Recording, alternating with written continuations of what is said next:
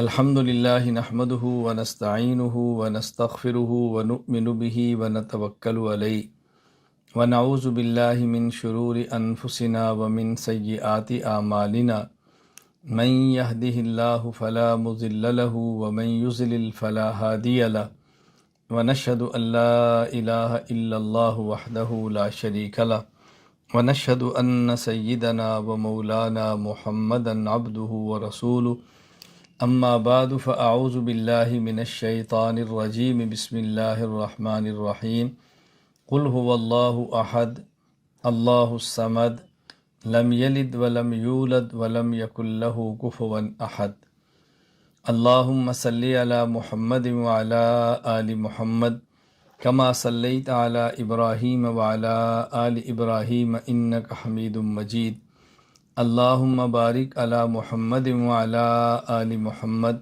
کما بارکت علی ابراہیم وعلی آل ابراہیم انک حمید مجید۔ الحمدللہ تخصص فی العقائد الاسلامیہ کا سبق جاری ہے، اور تخصص فی العقائد الاسلامیہ کا آج اہم سبق توحید باری تعالی، اس پر گفتگو ہوگی۔ اور آج 16 ستمبر 2023 ترکیہ وقت کے مطابق شام 7 بجے ہم اس سبق کو پڑھ رہے ہیں۔ اللہ تعالیٰ کی توحید کے بارے میں بنیادی طور پر 3 باتیں سمجھنا ضروری ہے۔ نمبر 1 ذات باری تعالیٰ، نمبر 2 صفات باری تعالیٰ، نمبر 3 اسماء باری تعالیٰ۔ نمبر 1 ذات باری تعالیٰ، اللہ تعالیٰ کی ذات کے بارے میں بنیادی طور پر 5 باتیں سمجھنا ضروری ہے۔ نمبر 1 اللہ تعالیٰ کی تعریف کیا ہے، اللہ تعالیٰ کی تعریف کیا ہے۔ نمبر 2 اللہ تعالیٰ کی ذات ایک ہے۔ نمبر 3 اللہ تعالیٰ اول اور آخر ہیں۔ نمبر 4 اللہ تعالیٰ قدیم ہے۔ نمبر 5 اللہ تعالیٰ بلا جسم، بلا مکان اور بلا جہت موجود ہے۔ سب سے پہلی بات اللہ تعالیٰ کی تعریف۔ دنیا میں جب بھی کسی چیز کی تعریف کی جاتی ہے تو تعریف وجودی ہوتی ہے، لیکن اللہ تعالیٰ کی ذات واحد وہ ذات ہے کہ جن کی تعریف وجودی نہیں، بلکہ اللہ تعالیٰ کی تعریف یہ نفی ہے، منفی، یعنی دنیا میں کسی بھی چیز کی تعریف کرنے کے لیے بتایا جاتا ہے کہ وہ یہ ہے، یہ ہے، یہ ہے۔ اللہ تعالیٰ کی ذات کی جب تعریف کریں گے تو اس میں یہ کہیں گے اللہ تعالیٰ یہ بھی نہیں، یہ بھی نہیں، یہ بھی نہیں۔ اللہ تعالیٰ ہے کیا، وہ انسان کے تصور سے باہر ہے کہ انسان بتا سکے اللہ تعالیٰ کیا ہے۔ اللہ کی صفات تو بتائی جا سکتی ہیں، اللہ کی ذات کیا ہے اس پر گفتگو ممکن نہیں ہے، اس لیے وہاں یہی کہنا پڑتا ہے کہ اللہ تعالیٰ فلاں بھی نہیں، یہ بھی نہیں، یہ بھی نہیں۔ اس حوالے سے امام ابو الفرج عبد الرحمن بن ابو الحسن علی بن محمد تمیمی المعروف امام ابن الجوزی رحمہ اللہ تعالی وفات 597 ہجری دفع شبہ تشبیہ میں فرماتے ہیں: اللہ تعالی لیس بجسم ولا جوہر ولا عرض ولا طویل ولا عریض ولا یشغلہ الامکنۃ ولا یحویہ مکان ولا یشغل الامکنۃ ولا یحویہ مکان ولا جہۃ من الجہات الست ولیس بمتحرک ولا ساکن ولا یدرکہ الاحساس۔ کہ جب اللہ تعالیٰ کی تعریف کرنی ہو تو اللہ تعالیٰ کی ذات سے 10 چیزوں کی نفی کرنا ضروری ہے۔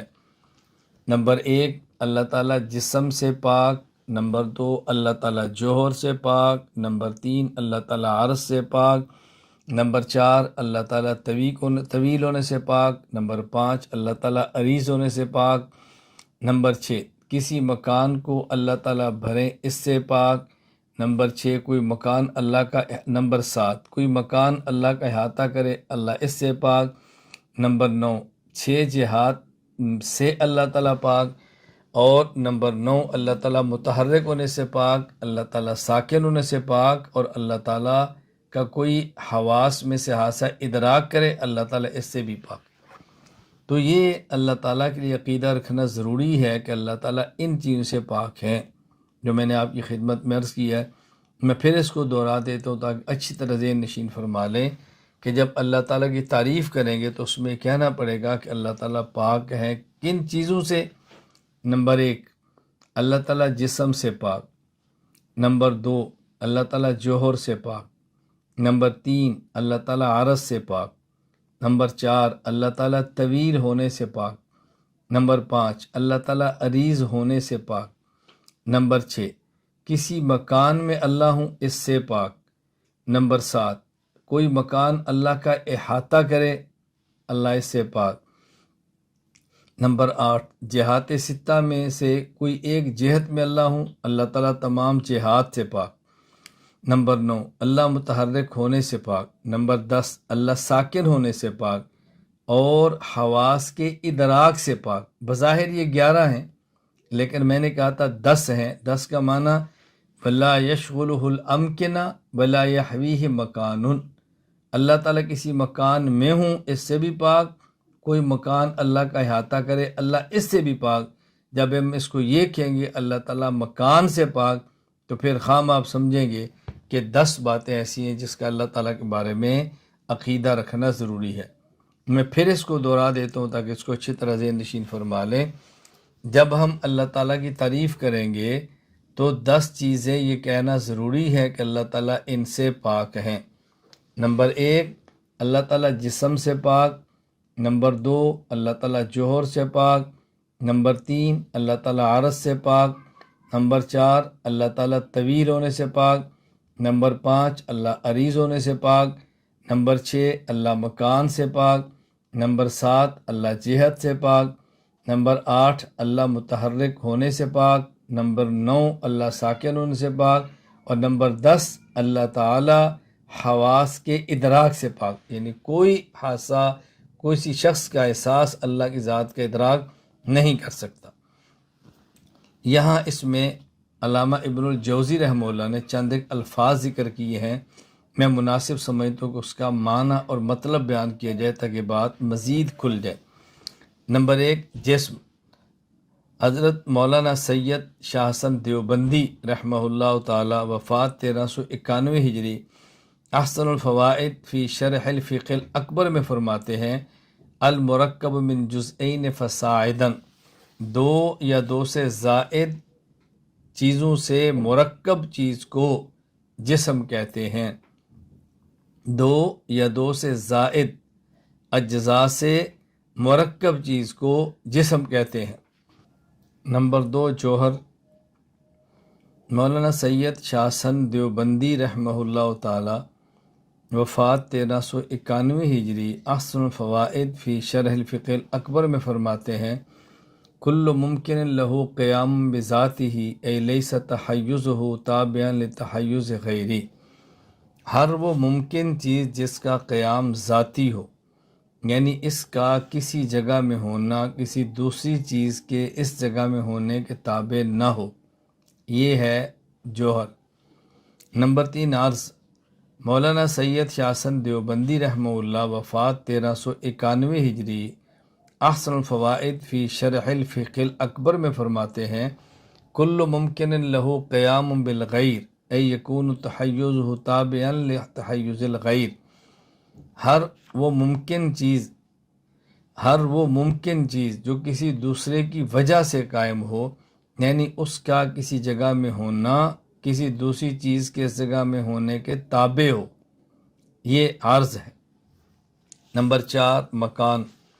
التمکن عبارت عن عند نفوذ بعد فی بعد آخر متوہم او متحقق یسمونہ المکان، ایک بعد کا دوسرے بعد میں سرایت کرنا، یہ ہے تمکن، اور دوسرا بعد متوہم ہو یا متحقق ہو، یہ ہے تمکن۔ یہ جو ایک بعد سے دوسرے بعد میں سرایت کرنا یہ تو تمکن ہے، اور یہ جو بعد ہے اس کو مکان کہتے ہیں، یعنی ایک دوری سے دوسری جگہ تک جانا، یہ جو دوری ہے اس کا نام مکان ہے۔ نمبر 5، جہت۔ مشہور لغوی علامہ سید محمد بن محمد الحسینی الزبیدی المعروف مرتضیٰ الزبیدی وفات 1205 ہجری، تاج العروس میں لکھتے ہیں الجہت الناحیت والجانب، جہت ایک سمت اور کنارے کو کہتے ہیں۔ دوسری بات میں نے کی تھی کہ اللہ تعالیٰ کی ذات ایک ہے۔ قرآن کریم سورۃ الاخلاص آیت نمبر 1، قل هو اللہ احد، اللہ ایک ہے۔ تیسری بات میں نے گزارش کی تھی اللہ تعالیٰ کے بارے میں یہ عقیدہ رکھنا ضروری ہے، اللہ تعالیٰ اول ہے، اللہ تعالیٰ آخر ہے۔ قرآن کریم سورۃ الحدید آیت نمبر 3، هو الاول والآخر، اللہ اول بھی ہے، اللہ آخر بھی ہے۔ یہاں بطور فائدہ ایک بات ذہن نشین فرما لیں کہ جب ہم کہتے ہیں اللہ تعالیٰ اول ہے، اللہ تعالیٰ آخر ہے، اس اول اور آخر سے مراد اول آخر حقیقی ہے، اول آخر اضافی نہیں۔ اول حقیقی اس کو کہتے ہیں کہ جس کے لیے کوئی ابتدا نہ ہو، اور آخر حقیقی اس کو کہتے ہیں کہ جس کی کوئی انتہا نہ ہو۔ یہ بات ذہن نشین فرما لیں۔ چنانچہ علامہ جلال الدین عبد الرحمن بن ابو بکر السیوطی رحمہ اللہ، وفات 911 ہجری، تفسیر الجلالین آیت سورۃ الحدید آیت نمبر 2 کے تحت فرماتے ہیں هو الاول قبل کل شیء بلا بدایہ والآخر بعد کل شیء بلا نہایہ۔ اول کہتے ہیں ہر چیز سے پہلے بغیر ابتدا کے ہونا، اور آخر ہر چیز کے بعد بغیر انتہا کے ہونا، یہ ہے اول اور آخر حقیقی۔ اور یہ اول اور آخر کا لفظ اللہ تعالیٰ کی ذات کے لیے حدیث پاک میں موجود ہے۔ ام المومنین امی عائشہ رضی اللہ تعالیٰ عنہا سے ثابت ہے۔ حضرت علامہ جلال الدین عبد الرحمن بن ابو بکر السیوطی رحمہ اللہ، وفات 211 ہجری، اور در المنصور جو ان کی قرآن کریم کی تفسیر ہے، اس تفسیر الدر المنصور سورۃ النور آیت نمبر 26 کے تحت ایک واقعہ نقل کرتے ہیں جس میں اول اور آخر ام المومن امی عائشہ رضی اللہ تعالیٰ عنہا سے اللہ تعالیٰ کی ذات کے لیے استعمال کرنا ثابت ہو رہا ہے۔ چنانچہ انس بن مالک رضی اللہ عنہ فرماتے ہیں کہ میں ام المومنین امی عائشہ رضی اللہ تعالیٰ عنہ کی خدمت میں تھا، اور میرا جی چاہتا تھا کہ ان سے ان کی برات کا واقعہ سنوں تاکہ اسے ان کی آنکھیں ٹھنڈی ہو۔ ظاہر ہے جب کسی شخص پہ الزام لگتا ہے اور کوئی بڑا اس کی صفائی دیتا ہے تو اس صفائی کو بیان کرنے سے انسان کو راحت محسوس ہوتی ہے۔ اللہ تعالیٰ کی ذات سے بڑا کون ہے جو صفائی دے؟ تو کیسے امی عائشہ رضی اللہ تعالیٰ عنہا کو اس کو بیان کرنے کے اندر لطف محسوس نہیں ہوتا ہوگا۔ چنانچہ وہ فرماتے ہیں کہ امی عائشہ رضی اللہ عنہ فرماتی ہیں کہ مجھے بہت سخت پیاس لگی تھی اور میں سوئی ہوئی تھی، تو میں نے خواب دیکھا، تو خواب میں ایک شخص آیا اور مجھ سے پوچھا کہ کیا حال ہے، تمہیں کیا ہوا؟ تو میں نے کہا حزینۃ مما ذکر الناس، میں لوگوں کی گفتگو کی وجہ سے بہت زیادہ غم زدہ ہوں۔ تو انہوں نے کہا کہ ادعی بہذہ یفرج عنک، یہ چند کلمات ہیں، تم ان کے ذریعے دعا مانگو، اللہ تعالیٰ تمہاری اس تکلیف کو ختم فرما دیں گے۔ تو میں نے پوچھا کون سے کلمات ہیں؟ تو انہوں نے مجھے یہ کلمات بتائے، یا سابع النعم و دافع النقم و یا فارج الغمم و یا کاشف الظلم یا عادل من حکم و یا حسیب من ظلم و یا ولی من ظلم۔ آگے ہے یا اول بلا بدایت و یا آخر بلا نہایت، یا من لہ اسم بلا کنیہ، اللہم اجعل لی اللہم اجعل لی من امری فرجا و مخرجا۔ اس میں الفاظ جو میں بطور استدلال کے بتانا چاہتا ہوں، یا اول بلا بدایت و یا آخر بلا نہایہ۔ امی عائشہ رضی اللہ تعالیٰ عنہ فرماتی ہیں میں نے یہ کلمات پڑھے، اور جب اچانک میری آنکھ کھلی، بیدار ہوئی، وَأَنَا رَيَّانَةٌ شُبْعَانَ، تو میں بالکل سیراب تھی اور مجھے نہ بھوک کا احساس تھا نہ پیاس تھی، سیر ہوئی تھی میں۔ وقد انزل اللہ منہ فرجی، تو یوں اللہ تعالیٰ میری براعت بیان فرما کے میرے غم کو اور میرے دکھ کو ختم فرما دیا۔ اللہ تعالیٰ ایک ذات کے حوالے سے میں نے کہا تھا کہ 5 باتیں سمجھنا ضروری ہے۔ نمبر 4، اللہ تعالیٰ کی ذات قدیم ہے۔ یہ بات اچھی طرح سمجھ لیں، قدیم کا معنی اللہ تعالیٰ کی ذات ہمیشہ سے ہے، یہ قدیم ماننا ضروری ہے۔ کیوں؟ اگر اللہ کی ذات کو قدیم نہ مانے تو اس کا معنی یہ ہوگا کہ اللہ تعالیٰ کے عدم سے وجود میں آنے کے لیے وہ کسی چیز کے محتاج تھے، جب وہ چیز ملی ہے تو اللہ تعالیٰ کو وجود ملا ہے، حالانکہ اللہ تعالیٰ کائنات میں کسی کے محتاج نہیں۔ قرآن کا اعلان ہے اللہ الصمد، سورۃ الاخلاص آیت نمبر 2۔ حضرت علامہ ابو البرکات عبداللہ بن احمد بن محمود النصفی رحمہ اللہ وفات 710 ہجری تفسیر المدارک میں لکھتے ہیں، الصمد کا معنی ہے الذی لا یحتاج الی احد ویحتاج الیہ کل احد۔ صمد اسے کہتے ہیں جو کسی کا محتاج نہ ہو اور اس کا ہر کوئی محتاج ہو، تو اللہ تعالیٰ تو محتاج نہیں ہے۔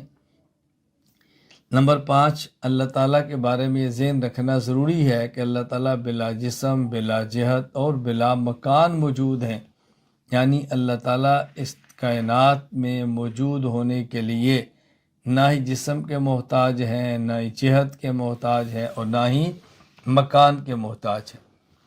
میں نے شروع میں کہا کہ اللہ تعالیٰ کی ذات کے حوالے سے ذات باری تعالیٰ، ہم نے کہا کہ توحید باری تعالیٰ کے حوالے سے بنیادی طور پہ 3 گفتگویں ہوں گی۔ نمبر 1 ذات باری تعالیٰ، نمبر 2 صفات باری تعالیٰ، نمبر 3 اسماء باری تعالیٰ۔ اور ذات باری تعالیٰ کے حوالے سے بنیادی طور پر 5 چیزیں سمجھنا ضروری ہے۔ نمبر 1 اللہ تعالیٰ کی تعریف، اور اس میں 10 چیزوں سے اللہ تعالیٰ سے نفی کرتے ہیں، اللہ کی تنزیہ اور پاکی بیان کرتے ہیں۔ نمبر 1 اللہ تعالیٰ کی تعریف۔ نمبر 2 اللہ تعالیٰ کی ذات ایک ہے۔ نمبر 3 اللہ تعالیٰ کی ذات اول اور آخر ہے۔ نمبر 4 اللہ تعالیٰ کی ذات قدیم ہے۔ اور نمبر 5 اللہ تعالیٰ بلا جہت، بلا جسم اور بلا مکان موجود ہے۔ توحید باری تعالیٰ کے علاوہ کے حوالہ سے دوسری اہم بات ہے صفات باری تعالیٰ۔ اللہ تعالیٰ کی صفات کے بارے میں بنیادی طور پر یہ بات یہ نشین فرما لیں کہ اللہ تعالیٰ کی صفات کی 2 قسمیں ہیں، نمبر 1 محکمات اور نمبر 2 متشابہات۔ صفات محکمات وہ صفات ہیں کہ جن کا معنی ظاہر اور واضح ہو، جیسے سمع سننا، بصر دیکھنا، علم جاننا۔ اور صفات متشابہات وہ صفات ہیں کہ جن کے معنی واضح نہ ہوں بلکہ مبہم ہوں، عقل انسانی کی وہاں تک رسائی ممکن نہ ہو۔ یہ بات اچھی طرح ذہن نشین فرما لیں۔ صفات محکمات کی 2 قسمیں ہیں، نمبر 1 صفات ذاتیہ اور نمبر 2 صفات فعلیہ۔ صفات محکمات کی 2 قسمیں ہیں، نمبر 1 صفات ذاتیہ اور نمبر 2 صفات فعلیہ۔ نمبر 1 صفات ذاتیہ، یہ وہ صفات ہیں جن کے ساتھ اللہ تعالیٰ موصوف ہیں اور ان کی ضد کے ساتھ اللہ تعالیٰ موصوف نہیں، اور یہ 7 ہیں: حیات، علم، قدرت، ارادہ، سمع، بصر اور کلام۔ ان 7 صفات کو الصفات کہتے ہیں۔ اللہ تعالیٰ صفت حیات کے ساتھ موصوف ہیں، حیات کی ضد موت کے ساتھ موصوف نہیں ہو سکتے۔ اللہ تعالیٰ حی تو ہیں، میت نہیں ہیں۔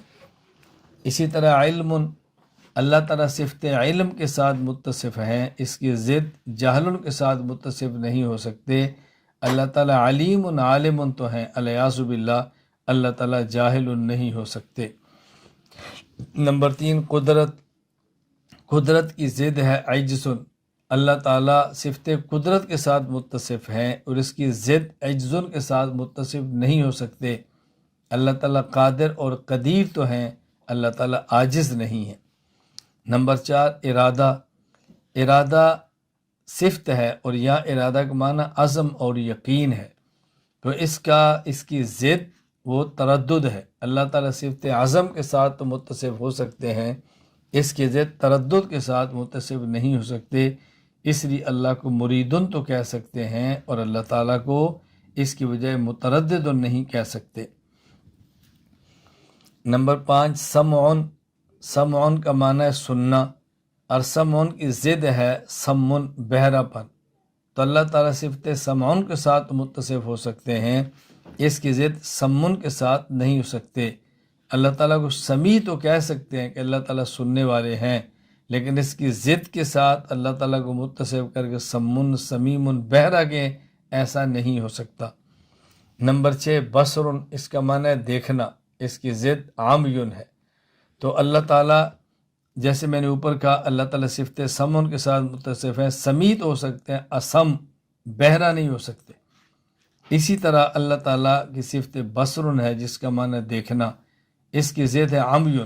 اللہ تعالیٰ صفت بصر کے ساتھ متصف ہو سکتے ہیں، صفت عامی کے ساتھ متصف نہیں ہو سکتے۔ اللہ کو بصیر تو کہہ سکتے ہیں، اللہ تعالیٰ کو عامہ نابینا نہیں کہہ سکتے۔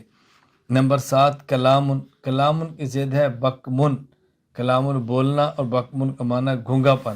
تو اللہ تعالیٰ کلام کے ساتھ متصف ہو کر کلیم تو ہو سکتے ہیں، اس کی ضد بکمن کے ساتھ متصف ہو کر اب کم یعنی گھونگا پن یہ نہیں ہو سکتا۔ تو یہ اللہ تعالیٰ کی صفات ذاتیہ ہیں، اور ان تمام صفات کا تذکرہ قرآن کریم کے اندر موجود ہے۔ مثلا صفت حیات، سورۃ البقرہ آیت نمبر 255، اللہ لا الہ الا هو الحی القیوم۔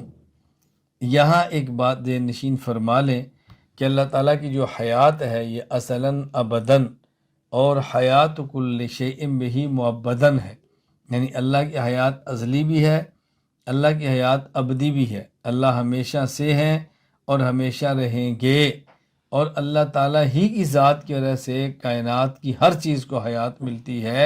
یہ ہے اللہ کے حی ہونے کا معنی۔ علم، اللہ تعالیٰ کو ہر چیز کا علم ہے۔ جب اللہ تعالیٰ نے کائنات کو پیدا فرمایا تب بھی علم ہے، جب کائنات کو پیدا نہیں فرمایا اللہ تعالیٰ تب بھی جانتے تھے کس مخلوق کو کب پیدا کرنا ہے، کہاں پیدا کرنا ہے، اسے کیا کام لینا ہے، اس کو کب ختم کرنا ہے۔ اللہ کا علم بہت وسیع ہے۔ سورہ آل عمران آیت نمبر 29، وَيَعْلَمُ مَا فِي السَّمَاوَاتِ وَمَا فِي الْأَرْضِ۔ قدرت، اللہ تعالیٰ ہر چیز پر قادر ہے، مخلوق میں سے کوئی بھی چیز اس کی قدرت سے باہر نہیں۔ اللہ تعالیٰ کا ارشاد ہے سورۃ البقرہ آیت نمبر 20 میں، ان اللہ علی کل شیء قدیر۔ یہاں ایک بات اچھی طرح ذہن نشین فرما لیں، اور اس بات کو ذہن نشین فرمانے سے سمجھنے سے 20 اشکالات ختم ہو جائیں گے۔ قدرت کا تعلق ممکنات کے ساتھ ہے، واجبات اور محالات کے ساتھ نہیں۔ واجب اسے کہتے ہیں کہ جس نے ہونا ہے، نہ ہونے کی کوئی گنجائش نہیں، اور محال کہتے ہیں جس نے نہیں ہونا وہاں ہونے کی کوئی گنجائش نہیں۔ تو قدرت کا تعلق ممکنات کے ساتھ ہوتا ہے، واجبات اور محالات کے ساتھ نہیں ہوتا۔ مثلا کوئی شخص سوال کرتا ہے کہ کیا اللہ تعالیٰ اپنے جیسا کوئی دوسرا خدا پیدا کرنے پر قادر ہے؟ اگر آپ کہتے ہیں جی قادر ہے تو اس کا مطلب دوسرا خدا ہو سکتا ہے۔ آپ کہتے ہیں قادر نہیں ہے تو آپ نے صفت قدرت کا انکار کر دیا۔ اب اس کا جواب بہت آسان ہے کہ دیکھیں اللہ کی مثل خدا کا پیدا ہونا ناممکن ہے، اور قدرت کا تعلق ممکنات کے ساتھ ہوتا ہے، محالات اور ناممکنات کے ساتھ نہیں ہوتا۔ بعض لوگ سوال کریں کیا اللہ تعالیٰ اپنے آپ کو ختم کرنے پر قادر ہیں؟ اگر آپ کہہ دیں ہیں تو اس کا معنی ہے کہ اللہ ہمیشہ نہیں۔ اگر آپ کہہ سکیں نہیں تو اللہ تعالیٰ قادر نہ ہوئے۔ یہاں بھی بات سمجھیں، اللہ تعالیٰ کا وجود یہ واجب ہے، اور واجب الوجود وہی ہوتا ہے کہ جس کا نہ ہونا ممکن نہ ہو، نہ ہونا محال ہو۔ اس لیے اللہ تعالیٰ کی قدرت کا تعلق واجبات کے ساتھ نہیں، محالات کے ساتھ نہیں، بلکہ ممکنات کے ساتھ ہے۔ میں آگے واجب کا، ممکن کا، محال کا میں نے بھی عرض کرتا ہوں تاکہ مزید بات کھل جائے۔ واجب الوجود کا معنی میر سید شریف جرجانی رحمہ اللہ وفات 816 ہجری کتاب التعریفات میں فرماتے ہیں، واجب الوجود هو الذي يكون وجوده من ذاته ولا يحتاج الى شيء اصلا۔ واجب الوجود اسے کہتے ہیں کہ جس کا وجود ذاتی ہو اور اپنے وجود میں کسی کا محتاج نہ ہو۔ یاد رکھنا، جس کا وجود ذاتی ہوگا اور اپنے وجود میں کسی کا محتاج نہیں ہوگا وہ ہمیشہ سے ہوگا اور ہمیشہ رہے گا۔ کیوں؟ ہمیشہ سے وہ نہیں ہوتا کہ جس کو اپنے وجود میں دوسرے کی احتیاج ہو، جو احتیاج ختم ہو تو پھر آئے، تو جو محتاج ہے ہی نہیں وہ تو ہمیشہ سے ہوگا۔ اسی طرح جو کسی کا محتاج نہیں ہوگا وہ ہمیشہ بھی رہے گا، اس لیے کہ ہمیشہ اس نے نہیں رہنا جو اپنے وجود میں کسی کا محتاج ہے۔ جب وہ چیز تھی تو موجود ہے، وہ نہیں تو ختم ہو جائے گا۔ تو جو کسی کا محتاج ہی نہیں ہے، جس کا وجود ذاتی ہے، وہ ازلی بھی ہوگا، ابدی بھی ہوگا۔ نمبر 2 محال۔ میر سید شریف جرجانی رحمہ اللہ وفات 816 ہجری کتاب التعریفات میں فرماتے ہیں، المحال ما یمتنع وجودہ فی الخارج۔ محال اسے کہتے ہیں جس کا ہونا ناممکن ہو، جس کا ہونا ناممکن ہو۔ یہاں بات نشین فرما لیں کہ محال کی 3 قسمیں ہیں۔ نمبر 1 محال عقلی، نمبر 2 محال شرعی، نمبر 3 محال عادی۔ نمبر 1 محال عقلی۔ محال عقلی وہ ہے کہ جس کا وجود عقلاً ناممکن ہو، جیسے ایک چیز آگ بھی ہو، پانی بھی ہو، گرم بھی ہو، ٹھنڈی بھی ہو، اور ایک ہی چیز روشن بھی ہو اور اندھیرا بھی، ظلمت بھی ہو۔ یہ ناممکن ہے، جس کو اچھی طرح ذہن نشین فرما لیں۔ ایک چیز گرم بھی ہو اور ٹھنڈی بھی ہو ایک ہی وقت میں، ایسا نہیں ہو سکتا، یہ محال عقلی ہے۔ نمبر 2 محال شرعی، یہ وہ ہے کہ جس کا وقوع شرعاً ناممکن ہو، یعنی شریعت اس کے وجود کو تسلیم نہ کرے۔ جس طرح 2 بہنوں کا شریعت محمدیہ میں بیک وقت ایک شخص کے نکاح میں ہونا، یہ شرعاً ناممکن ہے۔ کافر کا جنت میں جانا، یہ شرعاً ناممکن ہے۔ نمبر 3 محال عادی، کہ جس چیز کا وقوع عادتاً محال ہو، یعنی عام طور پر لوگوں میں یہ چیز موجود نہ ہو، ایسا لوگوں میں نہ ہوتا ہو عادتاً۔ اس کی مثال سمجھیں، جس طرح وہ شخص اتنا تیز دوڑے کہ 500 کلومیٹر فی گھنٹہ اس کی رفتار ہو۔ اب یہ شرعاً ناممکن، شرعاً ممکن ہے، عقلاً ممکن ہے، لیکن عام طور پہ روٹین میں اور عادت میں ایسا نہیں ہوتا کہ وہ شخص اتنا تیز دوڑے کہ 500 کلومیٹر فی گھنٹہ کی رفتار سے چلے۔ نمبر 4 ارادہ۔ اللہ تعالیٰ اپنے ارادے میں کسی زمان اور مکان اور مخلوق کے پابند اور محتاج نہیں ہے۔ اللہ تعالیٰ جس چیز کا جب ارادہ فرمائیں فرما سکتے ہیں۔ مثلا اللہ تعالیٰ ارادہ فرمائے فلاں کو فلاں زمانے میں پیدا کرنا ہے، تو اللہ کے اس ارادے کو کوئی روک نہیں سکتا۔ فلاں کو فلاں وقت میں موت دینی ہے، اللہ کے اس ارادے کو کوئی روک نہیں سکتا۔ تو اللہ اپنے ارادے میں کسی زمان اور مکان اور کسی فرد کے محتاج نہیں ہے۔ سورۃ البروج آیت نمبر 16، فعال لما یرید۔ اللہ تعالیٰ جس چیز کا ارادہ فرماتے ہیں اس کو کر لیتے ہیں۔ نمبر 5 سمعون۔ اللہ تعالیٰ تمام مخلوق کی ندا کو سنتے ہیں۔ یہ سننا بھی مخلوق کے سننے کی طرح نہیں ہے، مخلوق سننے میں آلات کی محتاج ہے، اللہ تعالیٰ سننے میں آلات کے محتاج نہیں ہے۔ سورۃ البقرہ آیت نمبر 224، واللہ سمیع علیم۔ نمبر 6 بصر۔ مخلوق دیکھنے میں آنکھ، بینائی کی محتاج ہے، اللہ تعالیٰ دیکھنے میں آنکھ اور بینائی کے محتاج نہیں۔ سورۃ الملک آیت نمبر 19، انہ بکل شیء بصیر۔ نمبر 7 کلام۔ کلام اللہ تعالیٰ کی صفت ہے جو الفاظ اور حروف سے مرکب نہیں، یہ اللہ تعالیٰ کے ساتھ ازل سے قائم ہے اور اس کو کلام نفسی بھی کہتے ہیں۔ سورۃ الاعراف آیت نمبر 144، یا موسیٰ انی اصطفیتک علی الناس برسالاتی و بکلامی۔ یا موسیٰ ہم نے آپ کا انتخاب کیا ہے، آپ کو پیغام بھی اپنا دیا ہے اور آپ کے ساتھ کلام بھی کیا ہے۔ تو اللہ تعالیٰ کا کلام الفاظ اور حروف سے مرکب نہیں ہوتا۔ اللہ تعالیٰ لیس کمثلہ شیء ہے، اللہ تعالیٰ بے مثال ہیں، اللہ کے لیے مثال دینا ممکن نہیں ہے۔ میں سمجھانے کے لیے کہتا ہوں تاکہ بات سمجھ آ جائے، یہ بالکل ایسے ہی ہے کہ جس طرح کوئی شخص اپنی زبان سے بات نہ کرے اور یہ کہے کہ میرے دل میں ایک بات آ رہی ہے، میرے جی میں ایک بات آ رہی ہے، یہ جو دل اور جی میں بات آ رہی ہے، دیکھیں اس میں الفاظ اور حروف سے مرکب نہیں ہے۔ تو اللہ تعالیٰ کی کلام جو کلام نفسی ہے وہ الفاظ اور حروف سے مرکب نہیں۔ یہ بات اچھی طرح ذہن نشین فرما لیں، اور یہ بھی ذہن میں رکھ لیں کہ کلام اصل میں وہی ہوتا ہے جو کلام نفسی ہو۔ کلام لفظی تو اس کلام نفسی پہ دلالت کرتا ہے، یعنی میری اصل گفتگو وہ ہے جو میرے دل و دماغ میں ہے۔ یہ جو میں زبان سے بول رہا ہوں یہ میرے دل و دماغ کے اندر کی گفتگو کی ترجمانی ہے۔ مشہور شاعر غیاث بن غوث طالبی، مشہور شاعر غیاث بن غوث تغلبی المعروف اختل، وفات 98 ہجری، ان کا ایک شعر ہے، ان الکلام لفی الفؤاد و انما جعل اللسان علی الفؤاد دلیلا، شرح المقاصد تفتازانی، کہ کلام تو وہی ہے جو دل کے اندر ہے، بس زبان تو اس دل والے کلام کی ترجمان ہوتی ہے۔ یہاں یہ بات بھی ذہن نشین فرما لیں کہ اللہ کا کلام کلام نفسی ہے جو الفاظ اور حروف سے مرکب نہیں۔ اللہ تعالیٰ نے اس کلام نفسی کو مخلوق تک پہنچانے کے لیے الفاظ اور حروف کا لباس عطا فرمایا ہے۔ جس طرح اللہ قدیم ہے، اللہ کا کلام نفسی قدیم ہے، اسی طرح اس پر الفاظ اور حروف کا لباس بھی قدیم ہے۔ ہاں البتہ مخلوق کا اس کو قراءت کرنا اور اس کو پڑھنا یہ حادث ہے، یعنی قراءت حادث ہے، مقروء قدیم ہے۔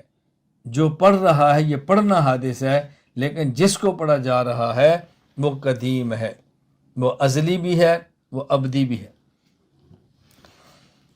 یہاں ایک بات اور بھی سمجھ لیں، ایک ہوتا ہے کسی صفت کا وجود اور ایک ہوتا ہے کسی صفت کا ظہور۔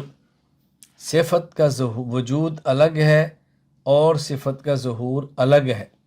مثلا اللہ تعالیٰ کی صفت ہے کلام، یہ صفت ہے، اس کا وجود الگ چیز ہے، ظہور الگ چیز ہے۔ صفت کلام اللہ تعالیٰ کا ازل سے ہے اور قدیم ہے، لیکن جب موسیٰ علیہ السلام سے کلام فرمایا تب صفت کلام کا ظہور ہوا ہے، صفت کلام کو وجود نہیں ملا۔ بالکل اسی طرح جس طرح پیدا کرنا، تخلیق، یہ اللہ کی وہ صفت ہے جو قدیم ہے۔ یہ صفت تخلیق مخلوق کے پیدا کرنے پر موقوف نہیں ہے کہ اللہ تعالیٰ مخلوق کو پیدا فرمائیں گے تو اللہ کو خالق کہیں گے، پیدا نہیں فرمائیں گے تو خالق نہیں کہیں گے۔ جب اللہ نے مخلوق کو پیدا نہیں کیا وہ تب بھی خالق تھے۔ ہاں جب مخلوق کو پیدا کیا تو پھر صفت خلق کا ظہور ہوا ہے۔ میں اس کو سمجھانے کے لیے مثال دیا کرتا ہوں کہ جس طرح ایک شخص قرآن کریم کا قاری ہے تو اگر یہ قرآن کریم نہ پڑھے اور خاموش رہے تب بھی قاری ہے، اور جب قرآن کریم پڑھنا شروع کرے تب بھی قاری ہے۔ فرق کیا ہے؟ جب قرآن نہیں پڑھ رہا تھا قاری تب بھی تھا، لیکن صفت قرات کا ظہور نہیں ہو رہا تھا، اور جب اس نے قرآن کریم کو پڑھنا شروع کیا اب یہ ایسا قاری ہے کہ جس کی صفت قرات کا ظہور ہو رہا ہے۔ تو جس طرح قاری کے لیے صفت قرات کا وجود الگ ہے اور صفت قرات کا ظہور الگ ہے، اسی طرح اللہ تعالیٰ کی جو صفات ہیں، صفت کلام وغیرہ، ان کا وجود الگ ہے اور ان کا ظہور الگ ہے۔ قدیم کی تعریف میر سید شریف جرجانی رحمہ اللہ وفات 841 ہجری کتاب و تعریفات میں فرماتے ہیں، وَيُطْلَقُ الْقَدِيمُ عَلَى الْمَوْجُودِ الَّذِي لَيْسَ وُجُودُهُ مَسْبُوقًا بِالْعَدَمِ۔ قدیم کا معنی ہے وہ جو ہمیشہ سے ہو اور جس پر کبھی بھی عدم نہ آیا ہو، یہ قدیم ہے۔ حادث کی تعریف میر سید شریف جرجانی رحمہ اللہ وفات 841 ہجری کتاب و تعریف فرماتے الحادث ما یکون مسبوقا بالعدم۔ حادث سے مراد ایسی چیز ہے جو پہلے نہ ہو۔ حادث سے مراد ایسی چیز جو پہلے نہ ہو، یعنی قدیم وہ ہے کہ جس پر کبھی بھی عدم نہ آیا ہو، اور حادث کے جس پر عدم آیا اور ہمیشہ سے نہ ہو۔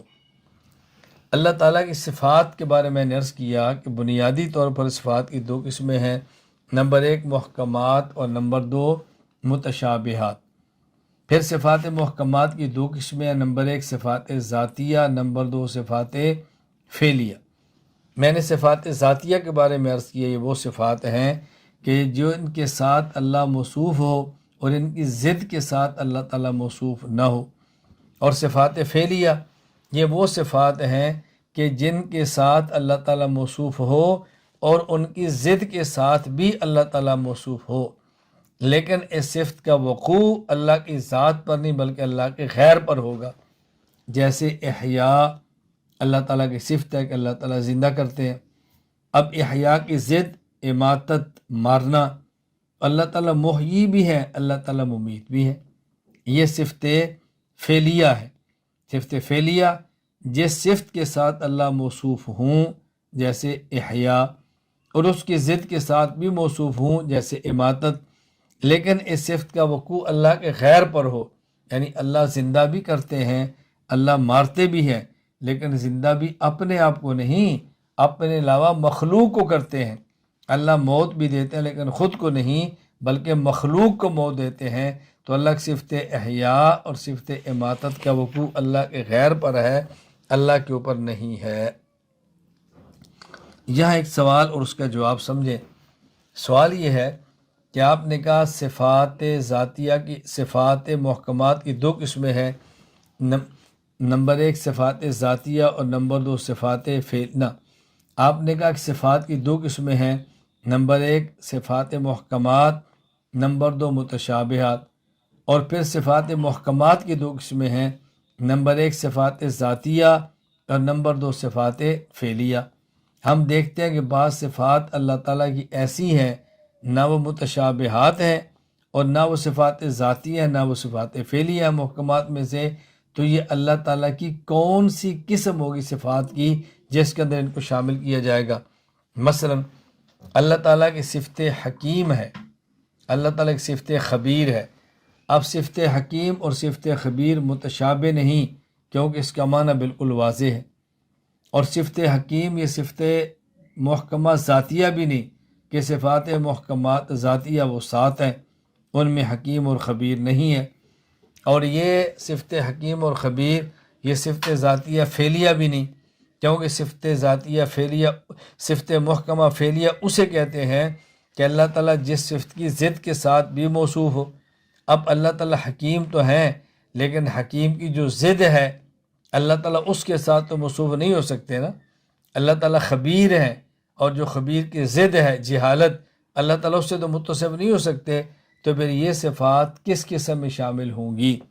جواب ذہن نشین فرما لیں کہ ہم کہتے ہیں اللہ تعالیٰ کی صفات کی دو قسمیں ہیں، نمبر ایک محکمات، نمبر دو متشابہات، اور محکمات کی دو قسمیں ہیں، نمبر ایک صفات ذاتیہ اور نمبر دو صفات فعلیہ، اور صفات ذاتیہ 7 ہیں۔ یہ جو ہم کہتے ہیں نا صفات ذاتیہ 7 ہیں، میں نے پہلے بھی کہا تھا کہ یہ الصفات ہیں، یعنی صفات ذاتیہ ان 7 کے علاوہ بھی ہیں، لیکن الصفات یہ 7 ہیں، باقی ہر صفت ذاتی ان 7 میں سے کسی نہ کسی کے اندر داخل ہو جائے گی۔ جیسے حکیم اور خبیر یہ صفت علیم کے اندر شامل ہے۔ ظاہر ہے علم ہوگا تو حکمت ہوگی، علم ہوگا تو باخبر ہوں گے، ورنہ علم کے بغیر خبر حکمت تو ممکن نہیں ہے۔ تو یہ دونوں ایسی صفات ہیں کہ جو علیم ان کے ساتھ شامل ہے۔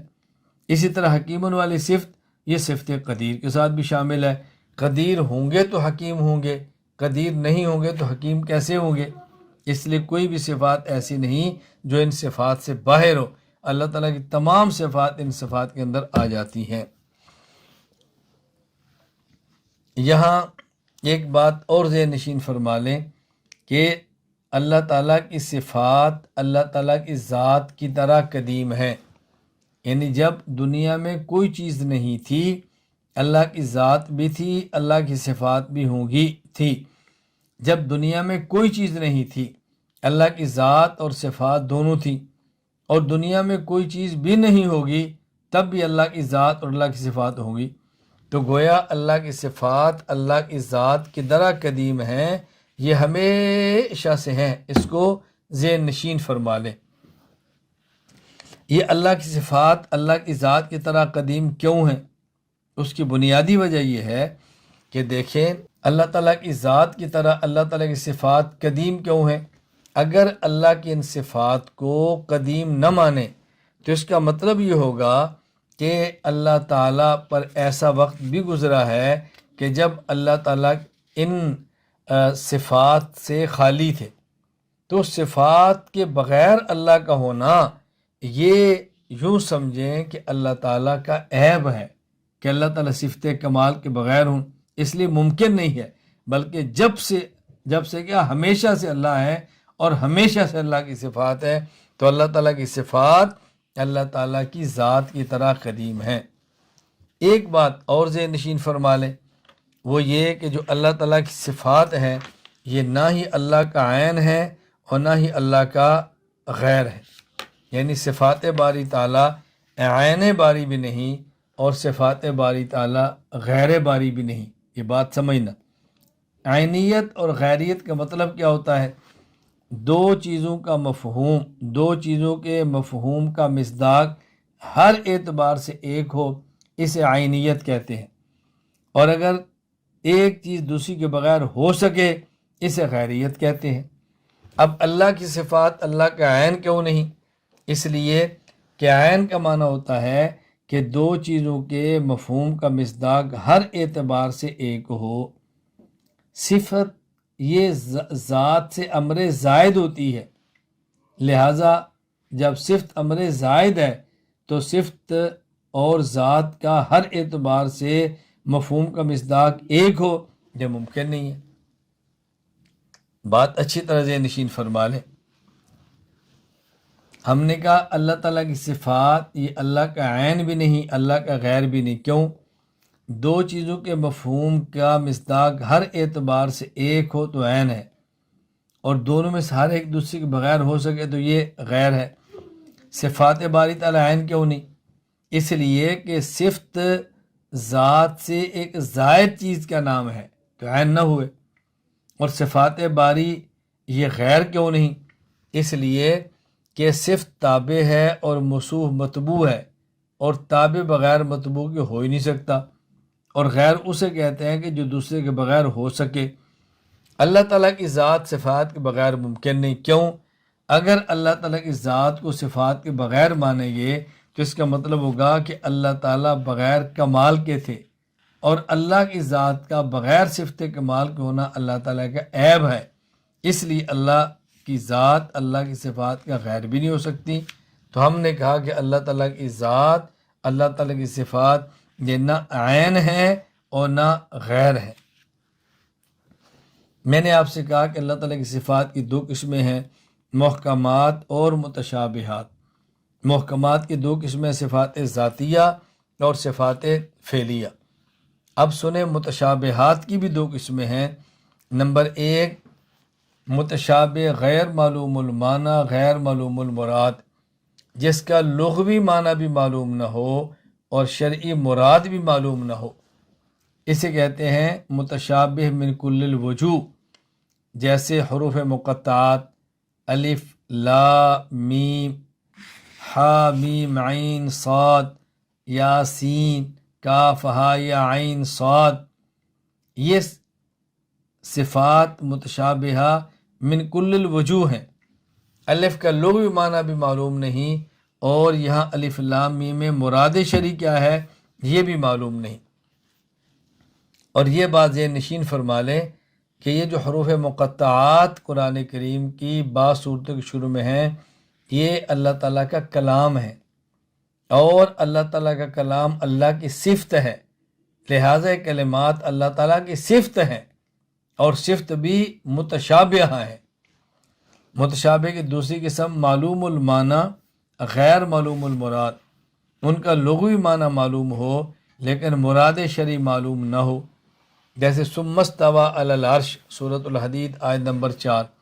اب دیکھیں استوا کا لغوی معنی معلوم ہے، اللہ کا معنی معلوم ہے، عرش کا معلوم ہے، لیکن یہاں مراد شرعی کیا ہے یہ معلوم نہیں، لہٰذا یہ معلوم المعنی اور غیر معلوم المراد یہ صفات متشابہہ کی دوسری قسم ہے، اور اس قسم کو متشابہ من بعض الوجوہ بھی کہتے ہیں۔ یہاں بات بہت اچھی طرح سے نشین فرما لیں، قرآن کریم میں اللہ تعالیٰ کی ذات کے لیے چند ایک الفاظ ایسے استعمال ہوئے ہیں جو مخلوق کے لیے بطور اعضاء کے استعمال ہوتے ہیں، جیسے یدن، عین، ساقن، وجہن۔ جب یہ الفاظ اللہ تعالیٰ کی ذات کے لیے قرآن کریم استعمال ہوئے ہیں تو اس سے پھر مراد کیا ہے؟ اب ہم اس کا معنی کون سا مراد لیں گے، میں اس پر انشاءاللہ کل بات کروں گا۔ وقت تھوڑا ہے اور بات ہماری پوری ہو نہیں پائے گی، اس پر بات انشاءاللہ کل کے سبق میں کریں گے۔ اللہ تعالیٰ میں عقائد سیکھ کر، سمجھ کر آگے پہنچانے کی توفیق عطا فرمائے۔ وآخر دعوانا الحمدللہ رب العالمین۔